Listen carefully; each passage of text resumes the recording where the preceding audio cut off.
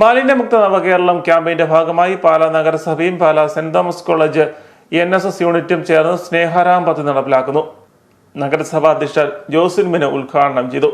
നഗരസഭയിലെ 23-ാം വാർഡിൽ റോഡരികിൽ മാലിന്യം നിക്ഷേപിച്ചിരുന്ന സ്ഥലം വൃത്തിയാക്കി ചെടികൾ വെച്ചുപിടിപ്പിച്ച് സൗന്ദര്യവൽക്കരണം നടത്തിയാണ് പദ്ധതി നടപ്പിലാക്കുന്നത്.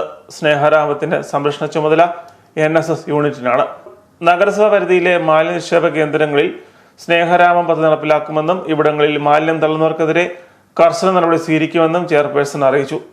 മുനിസിപ്പൽ അതിർത്തി, അതായത് നമ്മുടെ മുനിസിപ്പാലിറ്റിയുടെ ഒരു കവാടമാണത്. അപ്പോൾ ആ ഒരു ഭാഗം അലങ്കരിക്കുന്നതിനായിട്ട് നിങ്ങൾ എഫേർട്ട് എടുത്ത് ചെയ്യുമ്പോൾ നമ്മുടെ പാലാ നഗരസഭയെ തന്നെയാണ് മനോഹരിയാക്കുന്നത്. തീർച്ചയായിട്ടും നിങ്ങളോട് പറയാൻ റിക്വസ്റ്റ് എന്ന് ചോദിച്ചാൽ നമ്മൾ നട്ടിട്ട് പോകരുത്, മുന്നോട്ട് വെള്ളം ഒഴിക്കുകയോ എന്താണെന്ന് വെച്ചാൽ ചെയ്യണം.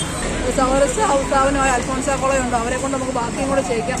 അങ്ങനെ പാലായുടെ ഒരു എൻട്രൻസ് മനോഹരമാക്കി മുന്നോട്ട് നിങ്ങൾ നന്നായിട്ട് കൊണ്ടുവന്ന് അഭ്യർത്ഥനയോടുകൂടി നമ്മുടെ ഈ ചടങ്ങ് സ്നേഹാരാം പദ്ധതിയുടെ ഒരു ഔദ്യോഗികമായ ഉദ്ഘാടന ചടങ്ങ് ഞാനിവിടെ നിർവഹിക്കുകയാണ്. ചടങ്ങിൽ നഗരസഭാംഗം ജിമ്മി ജോസഫ്, ആരോഗ്യ വിഭാഗം ഉദ്യോഗസ്ഥർ, ശുചിത്വ മിഷൻ പ്രതിനിധികൾ, NSS ഭാരവാഹികൾ തുടങ്ങിയവർ പങ്കെടുത്തു.